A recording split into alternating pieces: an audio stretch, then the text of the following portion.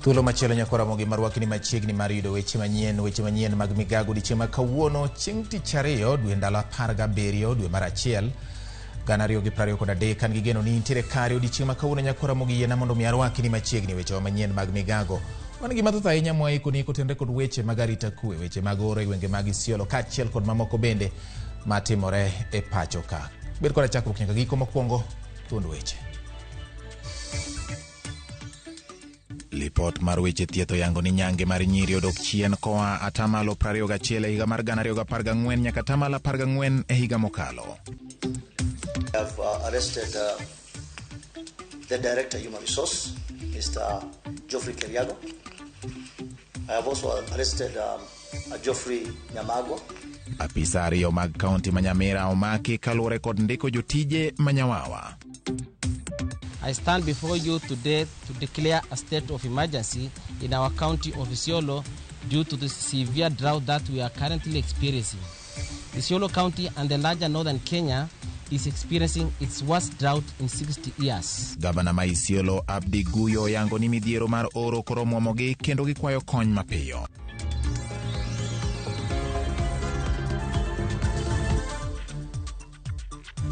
Inyalo tuduri koda e nambari 360 namba marwa mar ote machuok kata Facebook marwa en RAMOGITV Kenya. Bende inyalo luwo weche gi kokalo YouTube RAMOGITV kaachiel kod Twitter @RAMOGITV KE. Inyalo luwo gi bende Twitter handle mara awuon @GeorgeBati_. Machiegni nyinga en George Bati. Obila makayole ogoyo gi bunde ma onego achije ariyo mag kuo e kar dak ma Kosovo kama moko ariyo to otony kendo olal Meru. Achije ariyo gin e kind jonjore 4 mane okwalo jopiny mane dhi e tije gi okinyi makawuono. Obila mano chopo kanyo ne orakore gi jokugego kendo yudo pistol achiel kod machielo mabandi e kind gik lweny mamoko. OCPD makayole Paul Wambugu wacho ni pod gitimo apedha ne achije mane oringo lal.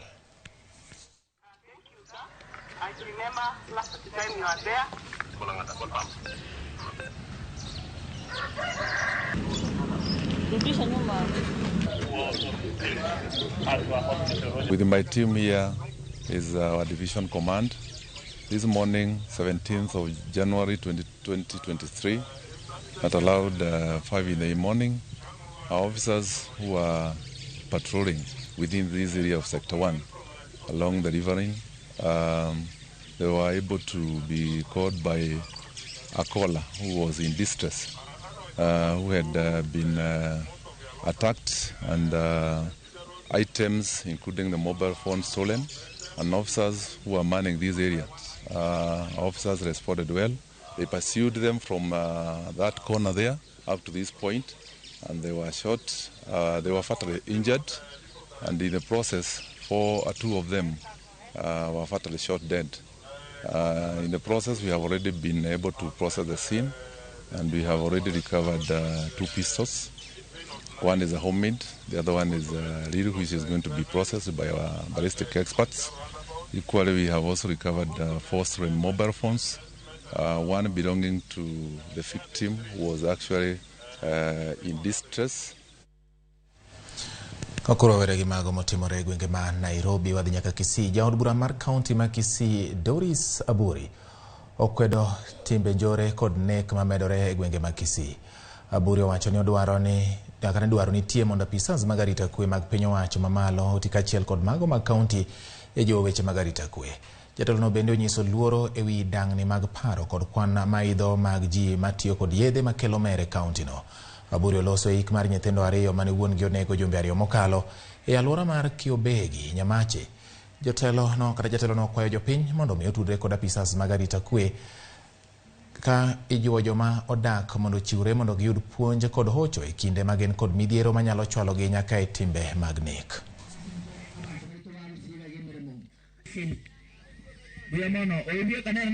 Ingekuwa na security, watu wangekuwa wanaogopa, hatungekuwa hapa kwa matanga kwa Untita tunakuja kuzika watoto wachanga kama hawa. Kisii wametusahau in form of security. Wanaona watoto wetu wanapita mtihani, tuko na chakula, government inafikiria Kisii tuko salama. Wakisii tuko salama ama tuko salama? Mwanzo watu wanasema about food security. Food security itakuwa namna gani Kisii kama uwezi wanakuja usiku, wanatoa mahindi kwa shamba. Tutapata chakula ama tutapata? Jatend Migago mochung'ne chenro mag yuto mag nama ma idendo ni Blue Economy Salim Mvurya ojiwo tend counties mondo chuog chenro mag neno ni gibero weche mag lupo. Mvurya koni nyaka sani piny Kenya yudo mana tamalo 8 kende mag rech, kwan ma okoni nitiere piny kipimo kod pinje machalo Seychelles kaachiel kod Mauritius. Mvurya mane oloso Mombasa iromo mokelo kanyakla jotend migepe mag pur mawuok e counties mopogore opogore pacho ka okoni sekta mar pith rech kaachiel kod lupo ni kod thuolo maber mar bero chumi ma pacho ka kendo jiwo chiemo ma oromo. Iromono gavana Malamu Isa Timami kaachiel kod mano mabungo Maken Lusaka ojiwo jotend migepe masani yudo tiegruok mondo joketie tim singo ma otenore kod weche pur, pith kod lupo mane ochiw kod gavanas magi mar gayo moko kuom midhiero ma jopiny kale.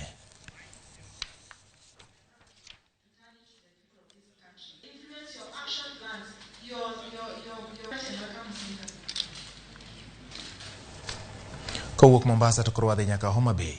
Kweth mag jotelo mawuok e kaunti ma Homa Bay koro lero ni rombgi gi jatend piny William Ruto ne en mar kelo dongruok ne jopiny to ok donjo kode e duond buche mar siasa.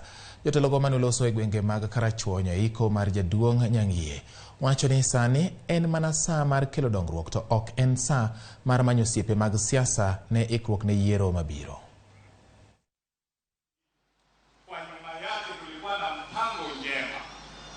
Kupeana agenda, Kasipuli nataka hii, area hii nataka hii, Rangwe nataka hii. Sisi tukokaa kama wale wasangwenya, wale watumbo. Agenda yetu ni Homa Bay. Tujokanyana, odwa enota di. Kanye mawantie, kajaja tuwanaona kaja, ne wabila nekeju, wadwaro haki. Tunalipa kodi, sisi ni wa Kenya. Odwa enota di. Omiyogi mwadwaro sani en kwe gi maendeleo modongo wadwaro wacho bang'e. Omiyo Raila politik kiki ndogwa odwa enot achiel kendo wan kaka wajumbe wawuoyo gi duol adi achiel maonge pogruok, waherore. Kowuok e gwenge ma Homa Bay nyaka Ramogi wang'ie motenore kod weche mag siasa mar bende wachore e piny owacho mapacho ka. Duond bura mar National Congress ANC odok ne jotend migepe Musalia Mudavadi e lwenj piny mag siasa ma bende ilieko ne gedore e kind jalup jatend piny Rigathi Gachagua kod Musalia Mudavadi. Jalup jakom mar ANC Margaret Ntongai okwedo weche mawachore ni ywaruok nitie e kind Gachagua kod Mudavadi ka osundo jotelo ariyogo mondo mi oket maino margi e tiyo ne sirikal ka omedo lero ni jotelo ariyogo nigi tije ma omigi kod jatend piny William Ruto.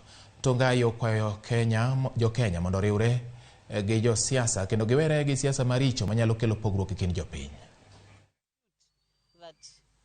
The Prime Cabinet Secretary and the Deputy President are at the loggerheads. No, those two people are working for Kenyans. They are supporting the president because at the end of the day, if these two bulls fight, then grass will suffer. So I don't think the Deputy President and the Prime Cabinet can engage into any kind of war because they want the government to succeed. Our party leader, former, joined the government. He is no longer handling the party issues. Party issues are being handled by Governor Timami from Lami, acting, and the party officials, who are some of us, me talking and others. E thuolo mokwongo tok Senate nerese kaluwore kod dwaro mar theche oko e apisi Gavana ma Meru Kawira Mwangaza onenore oko konono moko kuom chenro mag dongruok e kaunti ma Meru. Koloso tok Yawayanga chenro mar keto pi maler ne Meru, Gavana Kawira Mwangaza owacho ni jodak ma Meru nyaka bed kod mor e kinde telo mare. Owacho ni telo mare biro bedo mar nono chenro chenro duto mag dongruok ma ibiro tim, kendo bende owacho ni mano biro timo en owuon ma ok mago ma ondik mane otas. Okwedo jogo ma winjo marach e wi telo mare, kowacho ni pod gibiro medo winjo marach nikech pod en gi chenro mathoth mag dongruok ne oganda ma nie kaunti ma Meru.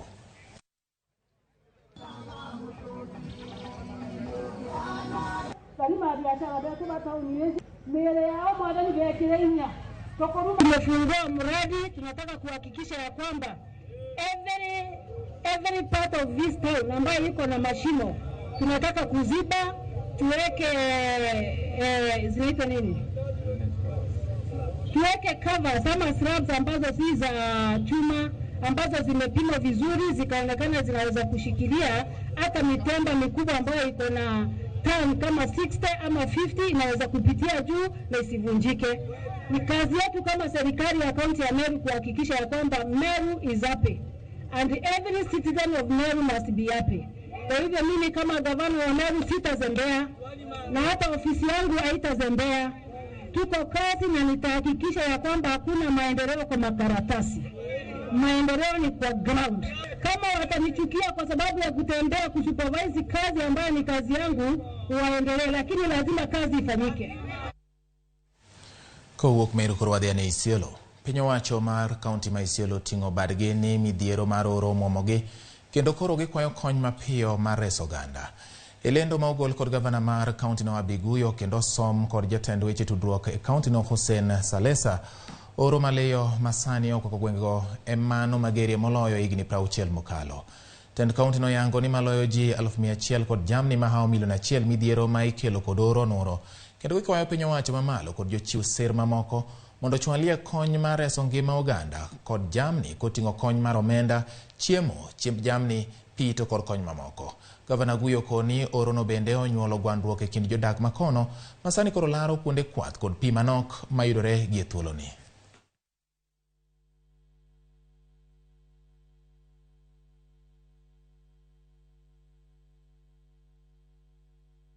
Fellow Isiolo residents, I stand before you today to declare a state of emergency in our county of Isiolo due to the severe drought that we are currently experiencing.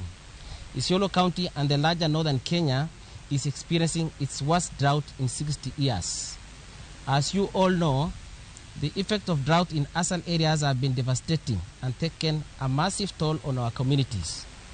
Crops have failed, water sources have dried up, and our livestock are dying in thousands. This has severely threatened a crucial source of livelihood for the majority of our people. Our cows and goats are dying as herders watch helplessly. Mothers are trekking kilometers in search of drinking water, children dropping out of school due to hunger and increase of drought.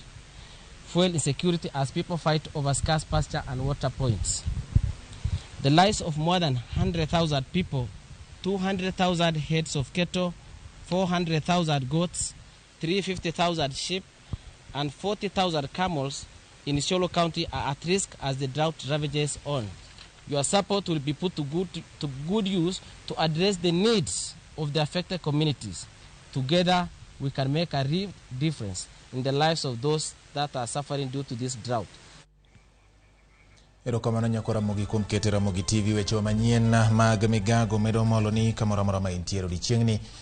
An gi geno ni medo dhi nyime yudo adieri mag weche kotenre kod weche manyien ma wakelo ni Victor Okuto Wuod Nyapondo manyakwaro mwaya kong'ow kawuok bungu abar amor gi lendo mar Ramogi nikech gileo kendo giler. Erokamano ahinya. Ramogi TV Josia witi kawuok Osure Kanyamwa aworo oro momako Isiolo ni konygi mapiyo jogo winjo marach kendo matek. Erokamano ahinya.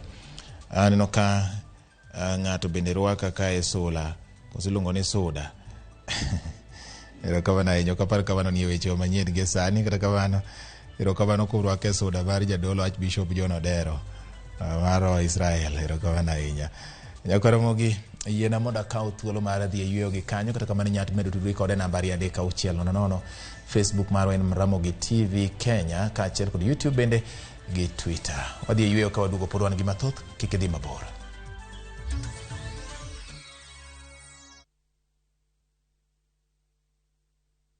Oganda duto nigi pok mopogore opogore. Kata kamano, ang'o maketo pok mari mondo bed mopogore gi jowetegi? to ka gibiro at the ground gi appreciate ka gineno kaka watimo gigi gi lwetwa. Dibed ni pok mari kelo ni yuto kata loko ngima mag jogo mantiere alwora mari.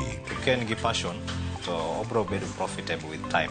Chenro mar pok opogore rango jogo mantiere gi lony gi talanta mopogore opogore. Kik idek ne chenro makama chieng' tich ang'wen juma ka juma kod Sharon Ong'ao. Mana e Ramogi TV.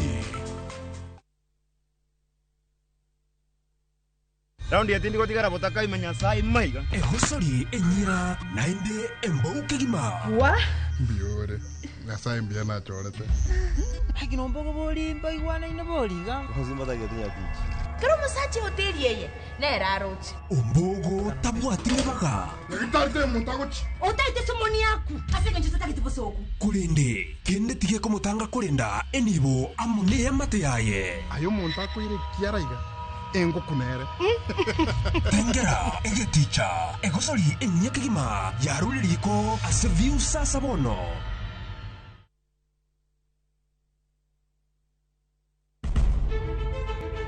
Penj laktar ok en ka chenro moro amora. Wach mari P2 emergency pin e monyo gino kapere mene giketho system. Wakelo ni achiel kachiel lakteche man gi lony mararieya e weche ngima dhano. Koro ka goyo picha to dhi nyisa kind lekene. To gipuonji achiel kachiel e weche ngima. Kelo malit ne masongo adhia. Very good. Riuri gi Ruth Otieno wuok tich nyaka tich abich chakre sa 12 odhiambo. Onono tiend weche kowuok kuom laktar. Osomo oteni namba mar SMS na 23600 en penj laktar. Kendo kawo simbi. Wadhi kawa simbe jowinjo wa joneno wa. Mana e Ramogi TV.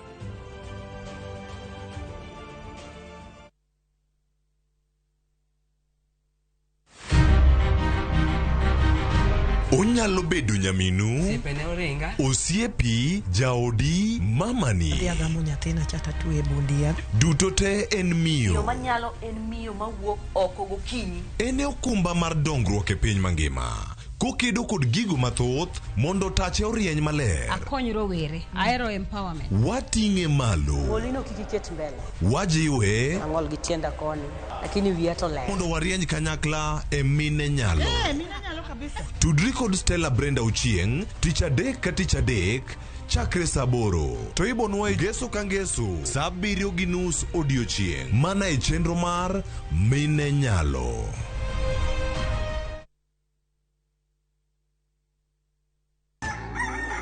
Kapok piny oru, kapok oyaw chiro, jopur ochako odiochieng'gi. Ng'ato ka ng'ato gi gombo mar kelo lokruok. Wachalo joma timo research mondo mi wakel gik man gi value. Ma ok odewo kama idake kata gima ipidho. Pith mar kich en agribusiness. Riuri kodwa mondo ipuonjri yore pur. Cover crops inyalo pidho ei puothi mar rabolo no. Jopur kod chiro mag jopur. Kendiel ma dende ber ema biro mi market. Pur gi ohala. Tich adek ka tich adek, sa 1:45 mar odhiambo. Mana e Ramogi TV. Shabiki.com inakuletea the first ever Premier League's jackpot in Kenya. Predict mechi 6 kutoka ligi kuu duniani kwa kutumia shilingi 8 tu uweze kushinda 100,000 shillings kila siku. 6 Premier League's games. Cheza na 8 ball. Shinda 100k daily. Tuma neno PJP kwa 29063 or visit shabiki.com to play. Not for persons under the age of 18. Betting can be addictive. Play responsibly. Shabiki.com is authorized and regulated by the BCLB. License number 416. Shabiki.com.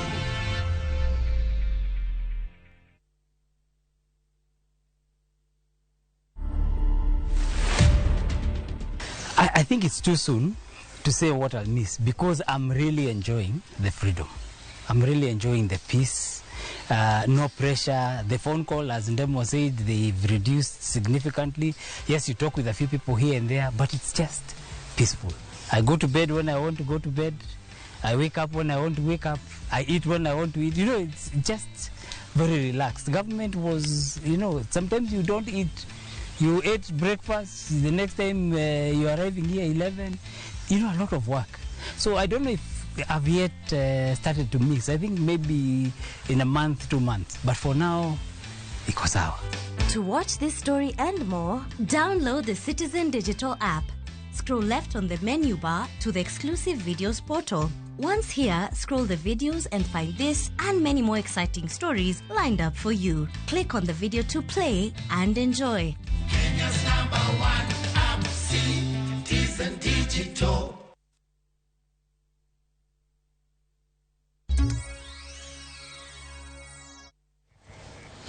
Machiegni kendo nyakora Mogajwang' bang' ywe adundo no wadhi nyime gi weche manyien. Koro wang'e motenre kod weche mag pur. Jopur mawuok West Kano Irrigation Scheme e Nyando pod yuago midhiero mar winy matieko negi ochele puothe ochele mapok oromo keyo. Winy go e kido mopogore opogore nokonore jumbe 2 mokalo kendo pod medo ketho ochele. Kata odoko ni migawo mar pur koro sani osechako chenro mag kuoyo yath e puothe ma kono. Giywak ni geno margi orumo nikech pur mar ochele ma genogi nitie kaka yorgi mar yuto. Bende gikwayo piny owacho mondo many yo manyalo konyogi tieko winygo mondo giyud konyruok mochwere. Wadani watudre kod jafwambo marwa Millicent Adhiambo ma bende nitiere e puothego mayudore e gwenge ma Nyando. Nyiswa ni nyaka gie sani chenro mar kuoyo yath e puothego mondo riemb winy osechopo kanye. To diponi jopurgo bende konyo e jiwo chenro ma piny owacho kokalo e migawo mar pur oketo mar neno ni winygo owuok e puothegi mag ochele. Millicent amosi ni misawa kendo achiel kachiel kowuok e puothe ma ahero kono. Nyiswa ni nyaka gie sani weche koro chopo kanye. Jopur pod ywak koso piny owacho kokalo e migawo mar pur jiwo okenge mag neno ni winygo riembi kendo mi chelo dong thuolo kata chelo dong thuolo mondo mi obi okony jopur e yuto margi mapile ka pile.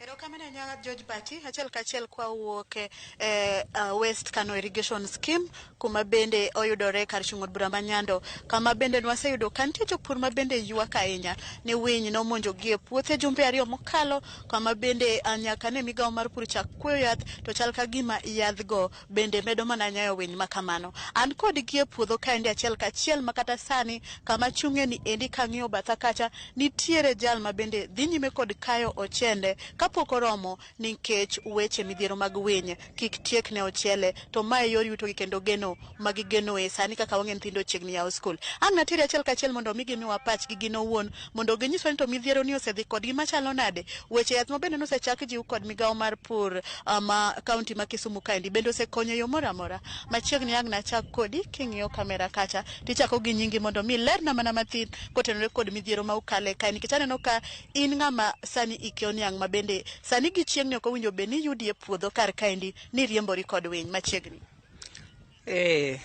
An mawuoyo ni iluonga ni Elizabeth Manuche. An e West Kano japur. An kod eka 2. Eka ka eka mondo ilose mondo chop kama iriembe winy en 60,000. Ma koro eka 120 masetiyo godo e puodho. En gima rach moloyo ka sirikal magone osuru we adhi wito over 120 pesa masetiyogo to an kod nyithindo mag school fees kata gikie bende mapidho koro adhi wito Sh120 gi hika aja higni 75 litna moloyo kata mna sama wuoyeni nitie michele mosechak kayo nikech ikaye manumu ma ok dhi golo kilo ni wasekwa sirikal ni mondo kelnwa winyo ogine yadho winyo higni mokalo kane wasungu nitie ne kogo michele ka michele chalo kama tikelo yath miriambo gi ndege to olo yath gotieno to winy tote koro marwa mar jaratengni otamo wang'wa wasiko wapuro to wawito wapuro to wawito to hikwa bedi nyiso ni kata ka Nyasaye okawo dayo machal kamae kaka an nyithinde kata nyikwaye bende odhi we mane dhier to mae eri gi piny mar kechni blogo ni mangima ok wadhi kayo michele nikech winyo onge ng'ama nego samwa puro tikasowa kendi kasowa kabisa mwati ming'ini to wapuro kare to ka ok inyal puro to puodho bendi mai nikech imiyo ng'ama nyalo to ng'ama nyalo ni be kosetimo mochiek to sirikal we winyo nega ne kawa to dhigo to wadong' kwa dhier akwayo sirikal te kata obed national kata obed county oyie mondo oretnwa gi yath mana migo gi ndege huyo malo gotieno sa 2 to nego winyo mondo nyithindwa obi ochiem. Piny otuo sani, onge kamwa pure, michele ni mwang'iyo. Mane e kwayowa. Kamano machiegni ni nyalo wacho waga japuro chiel aneno ka bende ikori go rujre gi gigo ma utiyo godo riembo winy kaendi machiegni kichako gi nyinge. An iluonga ni Joshua Budi. Ajaka to ajapuro chele. Wan kaka kori neno wan kaeni. Winyo gi osesandwa mang'eny. Ok wayue. Kibiro gokinyi sa 12 gichako en kaka ni donjo no ok yue onge off kata mana dichiel. Koro wan kaka nwa kwayo sirkal mondo konywa e wach winyo ni gigonwa yath gi ndege. Yath migo gi drone ok neg winyo. Nikech king'iyo kae jok moko choka mchele ka pod ng'ich. Nikech gilaw time. Gidwani mondo giyud chiemo. Puodho kae wandiko ji kendo tiyo mana gi pesa. Dana 4 eka achiel. To mago te ichulo. Koro wan koro ka kinyalo konyowa ka sirkal nyalo konyowa mondo wakam chendwa ni kik wadhi los ahinya nikech ero kaka minwa nosawacho ni eka achiel ipuro gi siling 60,000 to wan kacha wan gi eka 2. Wabiro gokinyi wadok dala godhiambo sama iyudo mar chiemo onge ilawre gi winyo na chwendi mesa ni kaka dok adheru nikech winyo. Koro sirkal nyalo konyowa e yor winyo. Gikonywa kae. Koro ka ng'adi, nitie kuonde ma bende noneno ni nitie migawo mar pur nosechako goye yath. Bende yedhe ko konyo kutudori go jouma moko ma bende heka gi osegoye yath. Yath sago to koro chal ka gima koro medo gi nikech gigoye gi drone ok gigoye gi ndege. Koro ndege ne manya bedo maber ka gigoye godo mondo koro at least giduok gi chien. Koro an mane mana koro ka nyalo penji tombo miting'e lweti ni endi utimo gang'o gi ludhni. Tombo ni en ing'wenye tikete kae tibago do winyo. Mondo koro winyo kik chandwa ahinya nikech ok inyal bakidi gi lweti nyaka ijony. To be okonyo yo moro amora? Okonyo ma mathin koro igeng'o ga ageng'a. Nikech koro onge otherwise. Koro ka sirkal nyagonwa yath at least nyalo bedo maber. Ero kamana nyaka kawo ng'amogi kama in be nyalo miyo aneno ka iseng'wenyo tombo ni kanyo iritori godo mondo mi chak bago winyo kaka uselero no inyalo wacho ang'o? Awache Kiswahili kose. Mimi jina langu naitwa Rose Nekesa Juma. Mimi ni mkulima wa hapa West Kano. Shamba yangu hapa ni 295. Zile shida niko naye hapa hata sauti yangu mnasikia kama hakuna kwa jia ndege.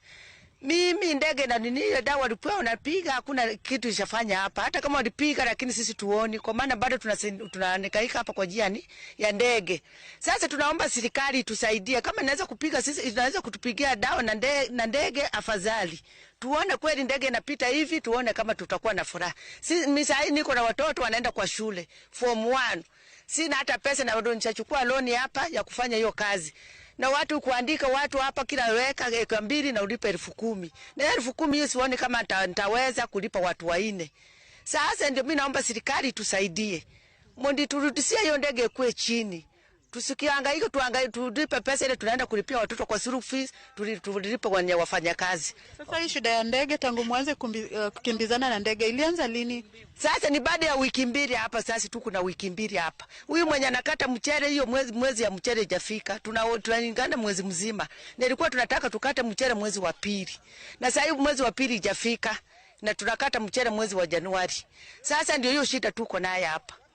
Asante sana. Ngama chala mada weyo kapokatieko mana mapio pio mondo med lero nwa kwayo maun godo mondo mi sirikal omi ukony mosiko. An iluonga ni Moses Ouko, an japur namba 303 block D2. Block D2. Hii ndege imetuhangaisha sana. Kadoke dhuluo winyo ni osechando wasaidi. Makata sani gik ma mama nosewacho no gin gik madieri kabisa. Ndege osechando wa makata sani okiyue. Indiko ji 4 idwa chulo ng'ato siling 5,000 kuom eka achiel. Koro mano to faida mane midhi yudo to sirikal to neno gigi kendo yolaro gigi pile ka pile. Ang'o mono gigono winyo kod ndege ogo winyo mondo duok chien kaka nigo chon. Sani giwuondo ji gik moko ka nigo winyo to gige mamiyo winyo ich ma winyo pon nyuola. Koro wakwayo sirikal giwe mionwa winyo ich. Gigonwa winyo kon ndege kaka igoyo kawaida mwaneno ka winyo luar. To dipoka ndege okonyowa dipoka okonyowa manyithindo odhi e skul. Wakwayo sirikal nokonywa, sirikal mamalo ba piny ni osetamo. Sirikal ma piny tijni osetamo dhi President Ruto konywa.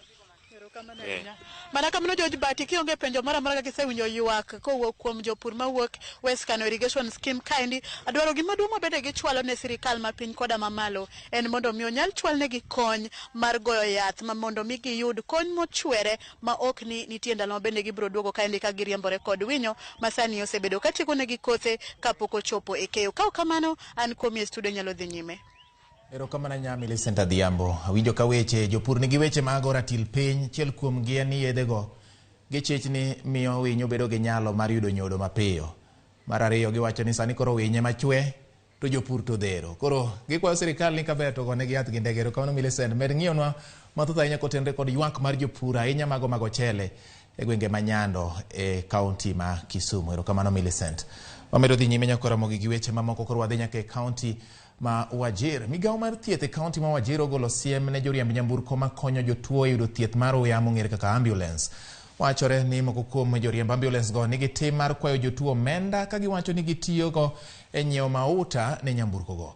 Apisa mochung' ne thieth mar uya e kaunti ma Wajir, Mash Bilo, olero ni wuodhe mag ambulance gin maonge chudo moro amora kokwayo jopiny mondo go lipot poni jariembo mar ambulance okwayo gi omenda. Migawo mar thieth e kaunti no bende olero ni nyamburko mamoko mane okethore oselosi mar bero chenro mag thieth Wajir.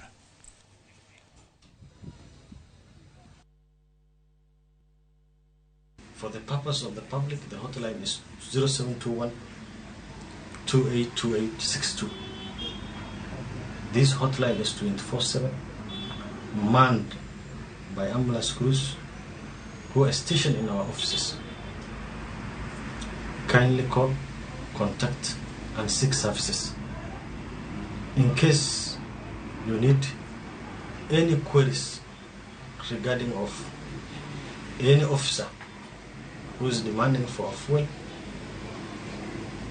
or even demanding any money in form of allowance, kindly visit the office. We will take appropriate action. These are services that are free of charge. That's why you have elected the current governor. He promised, and we are going by that. Wadhi Nyamira koro nyaka Ramogi jatelo ma ochung' ne migawo mar ndiko jotich kaachiel kod maneja mare manie kaunti ma Nyamira omaki kaluwore kod wach mar ndiko jotije manyawawa.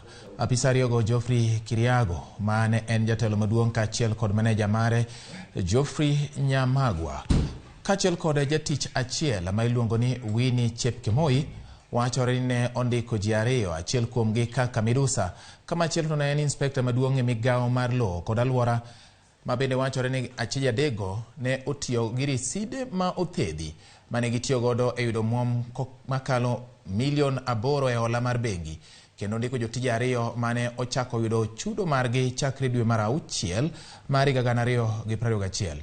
Ji ariyogo pod ogeng'negi e tesend obila ma Nyamira ka achije moko adek imanyo gobila. I have also arrested Geoffrey Nyamagwa, who is also the payroll manager, and we also intended to arrest any time from now the other one, who is Winnie Chepkemoi, who is a support staff within the same human resource department. They created all manner of documents. They made different documents to purport that these documents are emanating from the County Public Service Board. So they forged all those kind of documents, and they were able to secure employment for those two people since 2021, June 2021 up to now. So these people have been drawing money from the public coffers. They have never reported on duty. They have never come anywhere. One of them is actually the husband to Winnie, and the other one is a brother to this said Winnie, who is a lady working in the same payroll department. Wadhi nyime. Riwruok madhiro chenro mag somo makare ne Jopuonjre pacho ka oseyo piny owacho kuom midhiero ma okwako sekta mar somo ahinya to kotenre kod weche mag CBC. Gikoni somo oseriw kod siasa pacho ka, wach ma omiyo sirikal ok osekawo okang' mar riwo paro mag jolony mag somo e chwalo CBC. Jatend migawo mar somo nyoko ni onge omenda ma ibiro chul kod jonyuol mani kod jopuonjre mag grade mar 7, wach ma bende jokanyo mag elimu bora koni ok en gima ne opar mokalo, kaluwore ni omenda ma gidhi chiwo ok nyal romo chwalo somo e yo makare. Yesterday I saw the government saying that now students are not going to pay fees. And they are allocating 50,000. Is 15,000 enough to cater for everything? Why can't we sit down as a country and reason together? Why this rush? Sometimes the government is saying they are going to fund education. Sometimes they are not going to fund. What is happening? Why are we behaving as if we are not landed? Some of us, when we interact and engage with them, we've told them, please, when it comes to education, are we able to distinguish between education and put it aside and politics and keep it away? Because I think that's where the rain begins to beat us. When we mix the two, we want to use education to score political points. I think that is where a lot more of the problems that we are having are coming.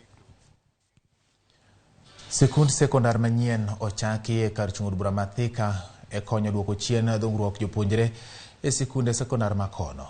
Sikunde sekondar ma Jamhuri dhi konyo duoko dhungruok mag jopuonjre piny e sikunde kaka Broadways, Kimosho, Thika Girls kod Queen of Rosary ma nyaka gie sani opong'o. Jaod bura Mathika Liz Ng'ang'a wacho ni idhi chwal jopuonjre 9 e sikundno madhi bedo gi jopuonjre 100 ka ochako. Omeno ni gidhi tiyo gi omenda CDF e gero lab kod choche e sikundno.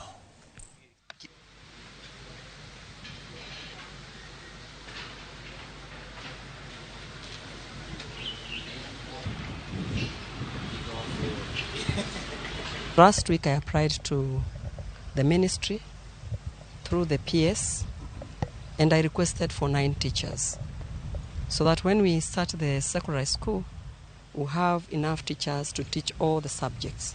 This one can be a fully fledged secondary school. The one we are calling junior secondary school as well as senior secondary school.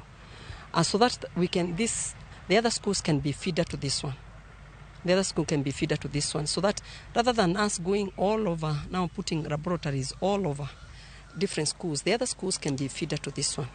We modernize this one, we give it proper facilities, and then parents can start bringing their children here, and it will be easier.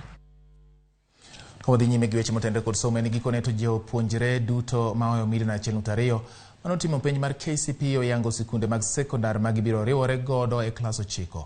Jatend migawo mar somo nyoyango sikunde mag sub-county ni ema oyudo kwan mathoth mag jopuonjre. Migawo mar somo bende nyolando ni gidhi tudore kod mano mar arita eno ni jopuonjre duto odonjo e sikunde sekondar kaka imiyo ler kod Joyce Oduor.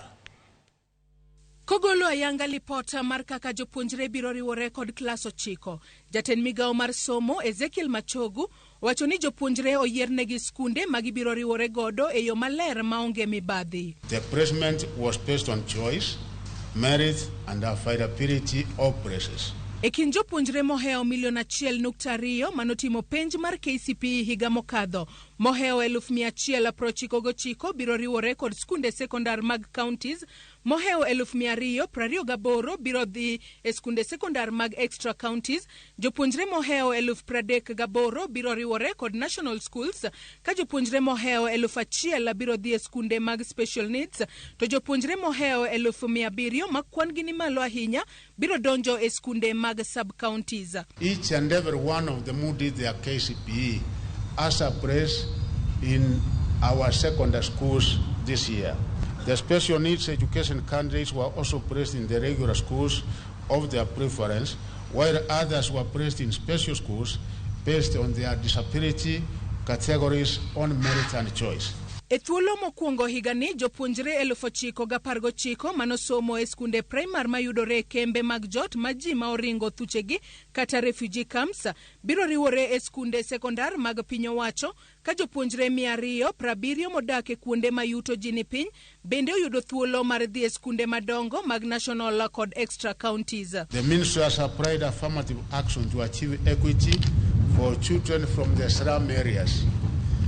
In this year's selection, 270 students from slum areas were placed in national and extra-county schools of their choice. For the first time, the ministry placed 9,019 runners from primary schools located in the refugee camps in public schools. Machogu wacho ni jopuonjre moko nokoyudo kony e kinde yiero skunde mag sekondar, gino momiyo kwan jopuonjre mathoth mokalo nooro kwayo mariwore kod skunde sekondar kaka mar Kabianga High School, Nanyuki High School, Nyandarua, Pangani Girls, Maseno School, Alliance Girls, Nakuru High, Kapsabet Boys, Mangu High kod Butere Girls, gino momiyo jopuonjre mathoth ok biriwore kod skunde manegi yiero. I've taken the 10 top to indicate that there are schools where almost we get so many applicants and yet the vacancies, the capacity for that school is so few. The results of the above means many candidates will not get their choices and have to accept that it is not possible to be placed in your dream school. Migago mar somo oyango ni biro ti kod NEMIS e rwako jopuonjre e klas 9 ka jotend sikunde bende onyis mondo kik ket nying nyathi mapok onen e skul e NEMIS. The ministry will use the NEMIS platform for efficient and effective management and monitoring of runners in the school system. In this regard, principals will be required to file accurate daily returns on the status of reporting to schools. Principals are directed not to admit students on NEMIS before they physically report to their school. Ewi chulo omenda mar somo, Machogu okwayo jonyuol ma nyithindgi biro riwore kod skunde mininde mondo chukre ochulo omenda mar fees komedo ni onge medruok moramora e omenda mar somo kata fees. Public secondary school fees for the 2023 academic calendar year will not be changed and will remain at Kenya shillings 53,544, while that of county and extra-county schools will remain at Kenya shillings 40,555. Jopuonjre duto manotimo penja mar KCP higa mokadho biro riwore kod skunde mag sekondar kochakore tarik 6 nyaka tarik 13 dwe mar 2 higani. Ka tarik 2 dwe mar 3 onego yud ka nonro mar jopuonjre duto modonje e form 1 oseket e NEMIS. Joyce Odur, Ramogi TV, Nairobi.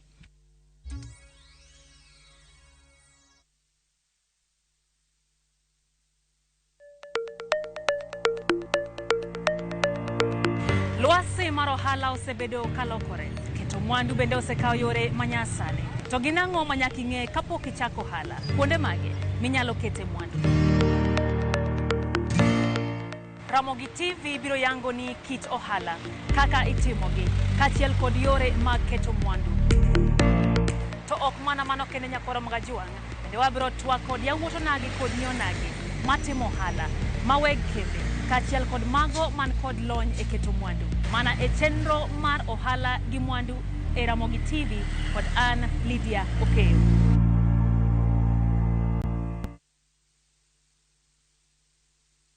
Namringo tonge dereba. Gweno onge lembe kipado lembe to dongi pado mana. Yawa. Tugo manika. Kata indung jaodi chweto poka wuoi. Mor kod nyiero manika. Magaldem kama mashore. Choke. Abito! Gwenyruok mag weche manika. My friend, I'm not your Kalusiepi. Jatelo, report achiegni kelo ni. To nitie nyarkochia. Apenyi, why are you meandering in the compound? Miyo maseto mor. Okabil ga gigo, ano jakanesa. Kendo ni kod chia. Okay, luongo ji. Mae kik bai. Hey! Nyarkochia, saa 1:45 mar otieno, tich abich, mana e Ramogi TV.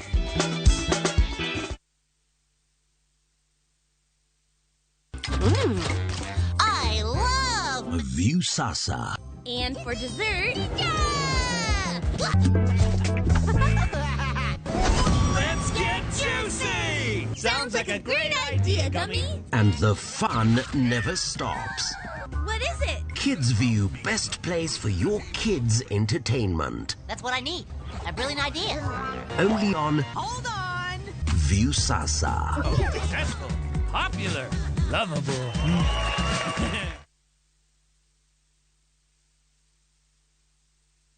Cheza Shabiki Jackpot Bao kila siku ili uwe milionea. Tuma ujumbe mfupi ukiandika neno SJM kwa 29063.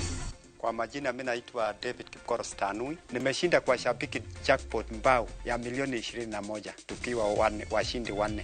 Hizi pesa nitatumia kwa kununua plot na nijenge na nielimishe watoto wangu.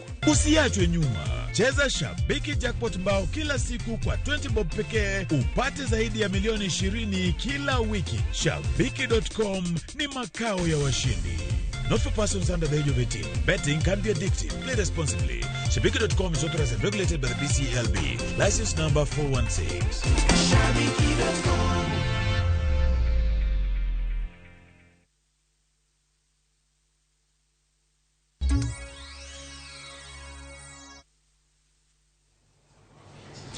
Bang yweyo na nyakoro Ramogi wadhi nyime gi weche manyien. Jodak ma kaunti ma Kiambu dwaro ni omenda mag CDF otigo e siro chenro mag CBC ka sikunde iyawo juma manyien. Magi oyangi chenro mar choko pa jopiny ewi tiyo gomenda go ma ochiw kod piny owacho ne kuonde chung' od bura. Kopogore gi miyo jonyuol basari giwacho ni degiher mar neno ni omenda go otigodo e gero sikunde kendo neno ni oger kuonde nindo mag jopuonjre kaachiel kod chielo sikunde mondo jopuonjre obed gi arita makare e kinde ma gin e sikul.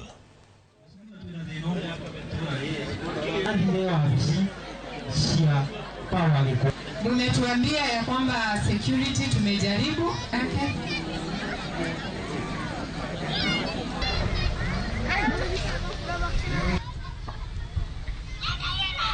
Kama Kahuho, Kanjero, tutahakikisha tumetengeneza darasa moja ya kipekee ambayo itatumika na watu wa eneo hii. Wanafunzi wa eneo hii watapewa sehemu katika hiyo shule. Community will have a chance to take their children to those local schools because that one will cut cost of transport and maybe fear of the children going to very far places. Ile shule iko national na extra county zile ziko surrounding zote locals lazima wapatiwe darasa moja in every secondary ili watoto wetu wasije wakaumia juu hata wakipita hawana popote wanaenda. Na sasa tumenyimwa na hiyo fasi, na ndio tunaambia MP wetu wasukume kwa Ministry of Education tuwe tunapatiwa hiyo extra hiyo darasa moja. Jonyuol makwan gi romo 100 mawuok e kaunti ma Kilifi owuok oko kamanyo kony mar basari kaluwore ni sikunde koro ochiegni yawo. Jonyuol go ne ochopo e kar dak ma Alaskan kwa chocha kaachiel kod pema mondo mi gindikre ne yudo basari. Lilian Chai en achiel kuom jonyuol makalo e pek mathoth e yor puonjo nyithinde ka koro en gi geno ni weche dhi bedo mopogore bang' yudo basari. Moko kuom jonyuol sani koro kwayo sirikal mondo mi ochop singo mag keto puonjruok bedo maonge chudo, mano kaluwore gi pek ma gikalo e yore mag chudo ne nyithindgi kaluwore gi ngima ma bende sani koro idho.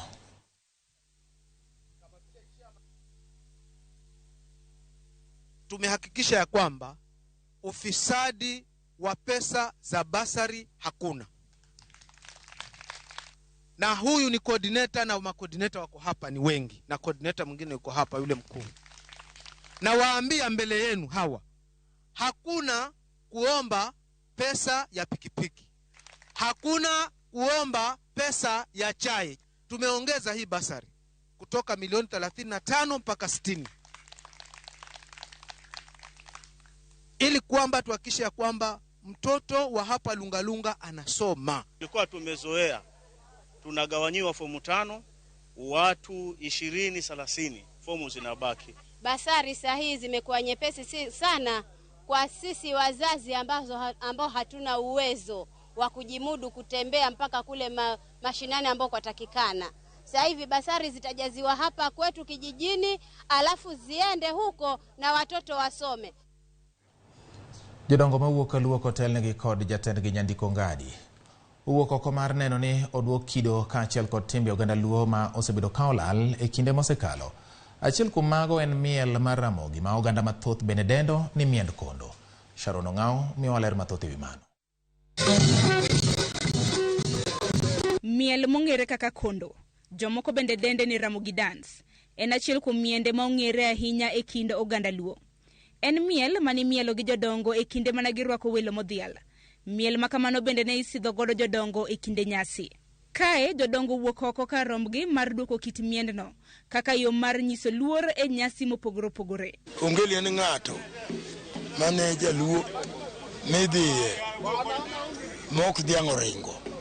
Omiyo ma guri ng'ama chon moncho nyuol chon nyaka dhok rengi.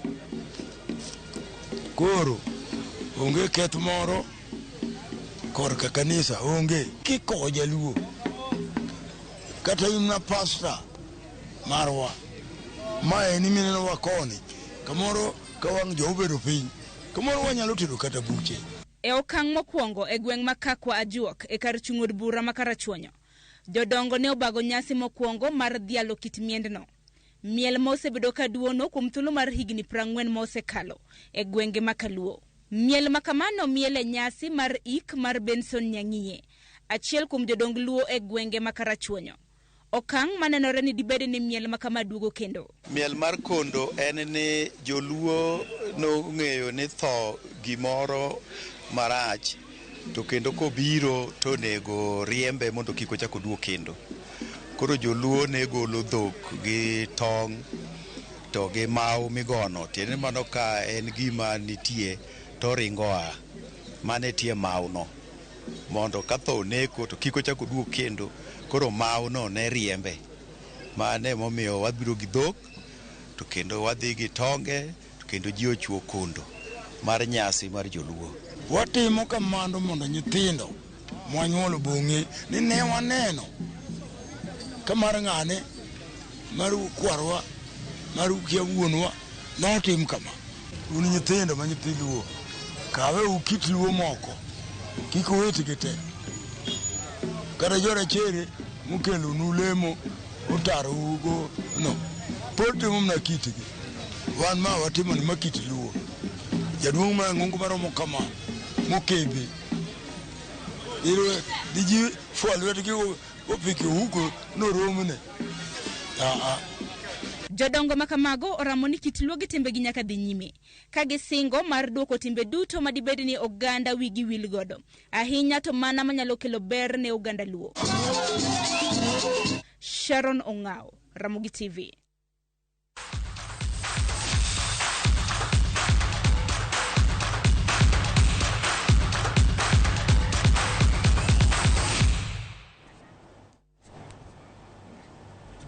Machiegni nyakora Ramogi koro we wadonje weche mag tuke kama oyudo ni wang'ini jokanyo e